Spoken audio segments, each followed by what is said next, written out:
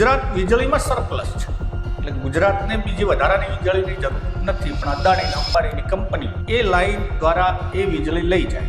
આ કંપનીનો વિકાસ છે. કંપનીને વેપાર કરવો હોય તો જગ મારીને પૈસા આલે, એમાં દેશનું ઊંચું આવતું નથી, અદાણી અંબાણી ઊંચા આવે તો મહારાષ્ટ્રમાં જઈને ત્યાં બનાય, ત્યાં જમીન લઈ લે. પણ ના, ત્યાં સસ્તી જમીન નથી મળતી, અહીંયા તો મફતના ભાવે હતી.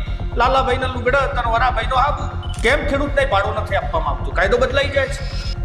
ના મિત્રો, કાયદો એનો જ છે, નીતિ બદલાઈ જાય છે. ભાજપ સરકારની જમીનના જે બજારનો ભાવ એના કરતા 4 ગણી વધારે રકમ ચૂકવવી પડે, આવી કાયદામાં જોગવાઈ છે.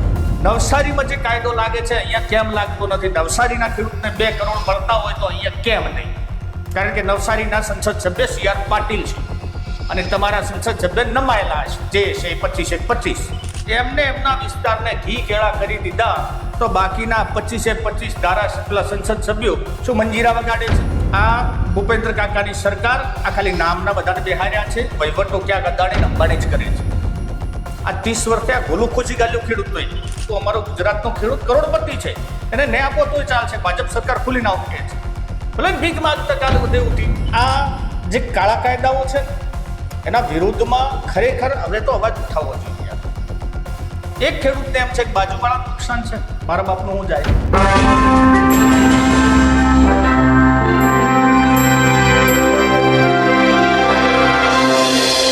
ગઈકાલે મોરબીના ટંકારાથી ખેડૂતોએ 400 ટ્રેક્ટરો સાથે એક વિશાળ રેલી કાઢી અને કલેક્ટરને આવેદનપત્ર આપવા પહોંચ્યા.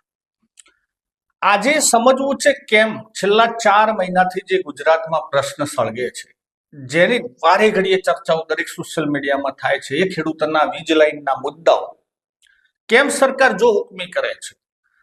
આ સરકાર કોની છે? ખેડૂતને શું નુકસાન આનાથી અને શું ફાયદાઓ અને વળતરના કાયદા શું છે, સરકાર શું લોલીપોપ આપે છે, એ બધું જ આજના વિડીયોમાં. નમસ્કાર, હું છું રમેશ ચૌધરી ને આપ નિહાળી રહ્યા છો ષડયંત્ર. મિત્રો, ષડયંત્ર ખેડૂતો સાથે કેમ? આ બહુ મહત્વનો મુદ્દો છે. જેમ આપણામાં કહેવત છે કે નમાયેલો ધણી એ બૈરા ઉપર હુરો પૂરો. કારણ કે બીજે જ્યારે એને તાકાત ન બતાવી શકે ત્યારે સીધી તાકાત એને બતાવવાની થાય, ઘરના સ્ત્રી ઉપર કાઢવાની થાય. આ સરકાર પણ એવું કરે છે. એને ખેડૂતને હેરાન કરવામાં કોઈ કમી છોડી નથી. આજનો મુદ્દો વિસ્તારથી સમજવો છે, એટલા માટે હું કહું છું કે ભારત સરકારના કાયદાઓ શું કે છે, ગુજરાતમાં પણ શું છે અને આપણને બીજું શું બતાવવામાં આવે છે. વાત કરીએ વીજ લાઈનની. મિત્રો, ગુજરાતમાંથી કચ્છના અંદરથી ને જે વીજ લાઈનો નીકળે છે એ ગુજરાતના 20-22 જિલ્લાઓથી, અને એક લાઈન જશે કાશ્મીરમાં, એક લાઈન જશે મહારાષ્ટ્રમાં. વીજળી કોને જોવે છે? મહારાષ્ટ્રને અથવા કાશ્મીર વાળાને. ગુજરાત વીજળીમાં સરપ્લસ છે, એટલે ગુજરાતને બીજી વધારાની વીજળીની જરૂર નથી, પણ અદાણી અંબાણીની કંપનીઓ એમને કચ્છના અંદર જે પ્રોજેક્ટો નાખ્યા એ લાઈન દ્વારા એ વીજળી લઈ જાય છે. હવે જે ખેતરના અંદર એમને થાંભલા નાખવાના થાય, થાંભલા એટલે લગભગ 65 x 65 મીટરમાં એક થાંભલો આવે, સરેરાશ ગણી લેવાનું, 1 વીઘાના અંદર તો બાંધકામ થાય. અને જે જગ્યાએ થાંભલો આવે છે એ ખેતર તમારે એને થતું નથી. ખેડૂતનો મેન પ્રશ્ન છે કે એને ભવિષ્યમાં કરી શકવાનું નથી, તો આજે એને વળતર તરીકે જે વધારાની માંગણી કરે વ્યાજબી છે. જો મોબાઈલ કંપનીના ટાવર વાળા તમારી જગ્યામાં, તમારા ઘર ઉપર અથવા તમારા જે નીચે કોઈ દુકાન હોય કે ત્યાં એ ટાવર નાખે છે, તો એને યોગ્ય વળતર આપવું પડે છે. એને ભાડું નક્કી કરવું પડે છે. તમારા દુકાનના કે ઓફિસના ઉપર જો કોઈ હોર્ડિંગ હોય ને, બોર્ડ, તો પણ એનું ભાડું એ આપે છે. તો અહીંયા ભાડું ના મળી શકે? કેમ ખેડૂતને ભાડું નથી આપવામાં આવતું? કાયદો બદલાઈ જાય છે? ના મિત્રો, કાયદો એનો જ છે, નીતિ બદલાઈ જાય છે ભાજપ સરકારની અને ભ્રષ્ટ એમના ઉપરી અધિકારીઓ અને કંપનીની મિલીભગતની. વળતર કેટલું આપશે ખબર નથી. ખેડૂતોની પહેલી માંગ હતી કે અમને સાહેબ છે ને 20 લાખ રૂપિયા આપો, તમને બધું. અરે 20 લાખ આપવા તૈયાર હતી કંપની. ખેડૂતોએ માંગણી કરી 25 લાખની. એટલે ભારતીય કિસાન સંઘ, જે RSS ની શાખા, એટલે ભાજપનો ભાઈ, એ વચમાં પડ્યું અને સેટલમેન્ટ 17 લાખમાં લાવ્યા. જો કેટલા સુધીની પેલી એક બેમાની કરે છે આ લોકો. હવે ખરેખર વળતર કેટલું મળવું જોઈએ? પહેલી વાત તો ખેડૂતને ત્યાં નુકસાન છે કે એને થતું નથી, ભવિષ્યમાં થશે નહીં. કદાચ આજુબાજુમાં લાઈન હોય 25 વર્ષ પછી શું થશે કોને ખબર. પેલું તો એને થતું નથી. બીજું, ત્યાં ફળફળાદી કે એવા કોઈ બાગાયતી પાક તમે ના લઈ શકો, કારણ કે જે ઝાડ ઊંચા હોય નીચે ઉપરથી લાઈન ચાલતી હોય એવાની વસ્તુ છે. ત્યાં કોઈ તમે બાંધકામ નથી કરી શકતા. તો પછી એ જમીન એના માટે બિલકુલ નકામી છે. જમીનના અંદર ખેડૂત જ્યારે જમીન આપે છે ને, એટલે આ પ્લોટ નથી ઘરના અથવા એક ઝાડ નથી કે આજે વધુ કાલ કંપની જેમ વિસ્તરતું જાય. જમીન તો મર્યાદિત છે. હવે એનામાં ટુકડા થયા છે અને ટુકડામાં સરકાર રહેમરા ના જોતી હોય, રહેમરા ના રાખતી હોય તો કોણ રાખે? મિત્રો એક બીજો ચોંકાવનારી વાત કરી દઉં તમને. ખેડૂતોને 2013ના જમીન સંપાદનના કાયદા મુજબ જમીનના જે મૂળ ભાવ હોય, એટલે કે જે બજારનો ભાવ હોય એના કરતા 4 ગણી વધારે રકમ ચૂકવવી પડે આવી કાયદામાં જોગવાઈ છે. રાજસ્થાન સરકારે પરિપત્ર કરેલો છે. એટલે રાજસ્થાનમાં એ કંપની જશે લાઈન લઈને, એટલે ત્યાં ફરજિયાત એની જે જમીન ખરી એનાથી 4 ગણા વધારે ભાવ ચૂકવશે.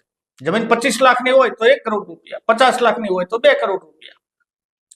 આપણે ત્યાં ભીનું સંકેલવા 15 લાખમાં અને પેલા 20 લાખમાં 25 લાખમાં સોદા થાય છે. એટલે શું ગુજરાતના ખેડૂતો સસ્તા છે આટલા? મિત્રો એક આંકડો આપી દઉં બીજો પણ. 5 લાખ હેક્ટર જમીન ખેડૂતોની જતી રહે છે. 5 લાખ હેક્ટર કહું છું, એટલે સરેરાશ 20 લાખ વીઘા. ઉત્તર ગુજરાતના વીઘાની વાત કરીએ તો 20 લાખ વીઘા જમીન બિલકુલ નીકળી જશે ત્યાંથી. એ ખેડૂતો શું કરશે? આ સરકાર, અને આપણે ગુજરાતની વાત કરીએ, ચલો તો ગુજરાતમાં અથવા ભારતમાં શું આ પ્રમાણે એમને જંત્રી તરીકેના ભાવ ક્યાંય ચૂકવાના નથી? ચૂકવાના છે. નવસારીમાં CR પાટીલ સાહેબ ત્યાંથી સાંસદ છે. નવસારીમાં 1.25 કરોડ થી 2 કરોડ રૂપિયા ચૂકવાના છે. ત્યાં એમનો કાયદો બદલાઈ જાય છે પાછું. એમને એમના વિસ્તારને ઘી કેળા કરી દીધા તો બાકીના 25 ધારાસભ્ય સંસદ સભ્યો શું મંજીરા વગાડે છે? ખાલી શોભાના ગાંઠિયા છે. આ બધા એક સંસદ સભ્ય કરી શકે છે એમના ખેડૂતો માટે, એ કંપનીના સામે બાદ ભીડીને લઈ શકે છે, કારણ કે ક્યાંક એમને કોઈ સારા સંબંધ હશે કંપનીના. અને બીજા 25 ધારાસભ્ય શું કરે છે ગુજરાતના? એક બીજો પણ વાત કરી દઉં મિત્રો. ધાંગધ્રાના ધારાસભ્ય પ્રકાશભાઈ, એમનું નામ છે પ્રકાશભાઈ વરમોરા. એમને જ્યારે જાહેરાત થઈ કે ભાઈ હવે આવી રીતે અમે લાઈન નાખવાના છે, એના પછી એક જમીન છે એને કરી દીધી. સાહેબ એ લાઈન એના આજુબાજુમાંથી ફરી નીકળી ગઈ, એના ખેતરમાં ન આવી. કારણ કે ભાજપના છે, એ ધારાસભ્ય છે કે મંત્રી છે, એટલે મંત્રી નથી પણ એક હોદ્દો છે એમના ઘરે, ભાજપના છે, એટલે એમના માટે છૂટ. અને બીજા ખેડૂતોને તમે એમને હેરાન કરો છો યાર. આ કાળો કાયદો છે. પછી સરકાર કરશે શું? ખેડૂતો ક્યાં સુધી લડત આપશે એની વાટ જોવે છે. આ ભૂપેન્દ્ર કાકાની સરકાર આ ખાલી નામના બધાને બેહાર્યા છે. વહીવટો ક્યાંક અદાણી ને અંબાણી જ કરે છે. આ 30 વર્ષથી આ ગોલું ખુશી ગાલ્યું ખેડૂતોએ, અને એમના જ છોકરાઓ લઈને પાછા ખુરશી સાફ કરતા હશે ને ભારત માતા કી જય કહેતા હશે. આવા નંગોના હિસાબે કેમ ખેડૂત એને તમે પરમિશનના હકદાર નથી? 2013ના કાયદા મુજબ તમારે 80% ખેડૂતની પરમિશન અને 20% કંપનીની શરતો. આ બધું થઈને માન્ય રહે. ભારત તો સરકારે પહેલા કહી દીધું છે કે ભાઈ તમે બજાર ભાવથી 4 ગણી વધારે રકમ ચૂકવો, પરંતુ સરકાર કહે છે કે ના ભાઈ, કંપનીને નુકસાન જાય.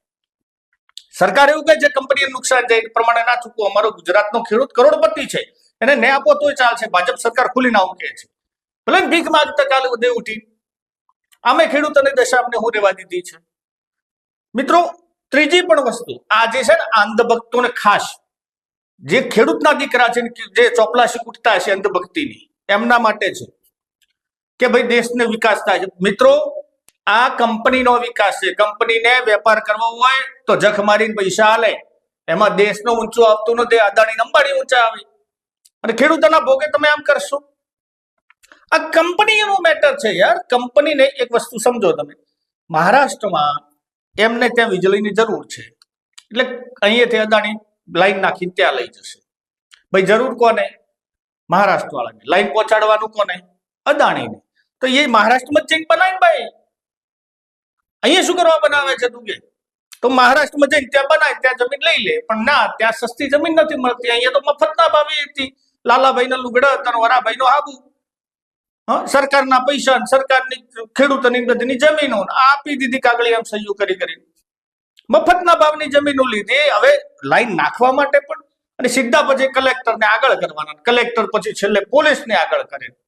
પોલીસના ઉપરી અધિકારીઓ છે કુટાતું નીચે સિપાહી સુધી આવે અને એ કોણ? એ ખેડૂતના દીકરા.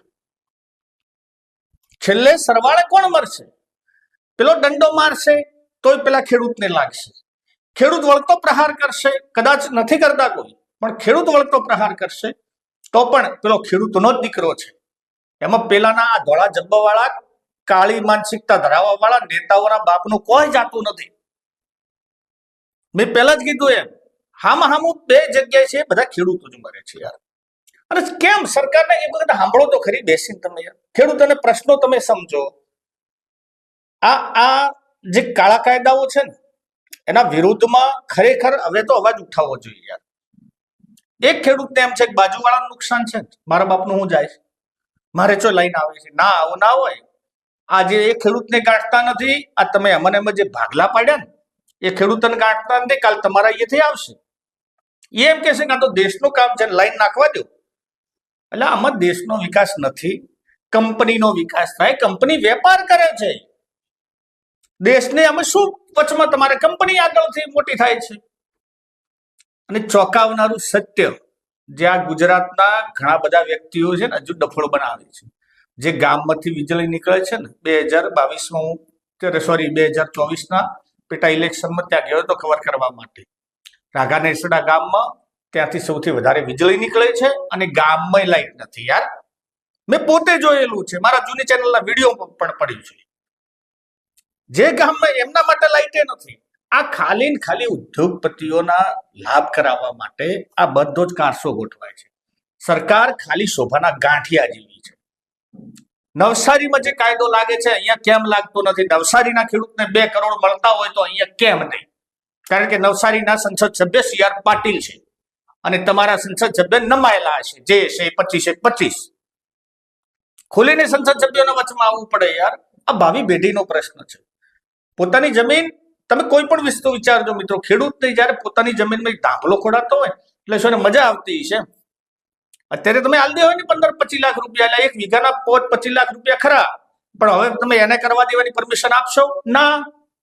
એને ભવિષ્યમાં થશે? નહીં થાય, જ્યાં સુધી ધાંભલો એ ઉભો હશે ત્યાં સુધી. એટલે આ બધું જ ખેડૂતોને જાગવું પડશે. મિત્રો થોડીક કોમેન્ટો કરીને ચોક્કસ જણાવજો અને વિડીયો ગમતો હોય ને આવા વિડીયો શેર કરવાનો રાખો. તે ખેડૂતોની એકતા થાય અને આવા કાળી સરકારને, કારણ કે આપણે 30 વર્ષથી છે ને આ બધે ગોલું ખુશી ગાલ્યું છે, એમને ફાપતું મળી ગયું છે. આપણામાં ભાગ પાડવાનું રાજકારણની આખી સિસ્ટમ હોય ને ખુશી ગાલી છે. અને સહેજ કંઈક વાત થાય એટલે દેશભક્તિ, જતા રહો પાકિસ્તાન, તમે તમારે ન ગમતો હોય એટલે નેકળ કીધું હોય તે માટે. મિત્રો આ વિડીયોને આવાને વધારે શેર કરો, એમના ઉપર કોમેન્ટો કરો. જો તમે ગમે, મારી ચેનલ ગમતી હોય, ખેડૂતોના મુદ્દા ગમતા હોય તો ચેનલને સબસ્ક્રાઇબ કરવાનું ભૂલતા નહીં. જય હિન્દ, જય ભારત.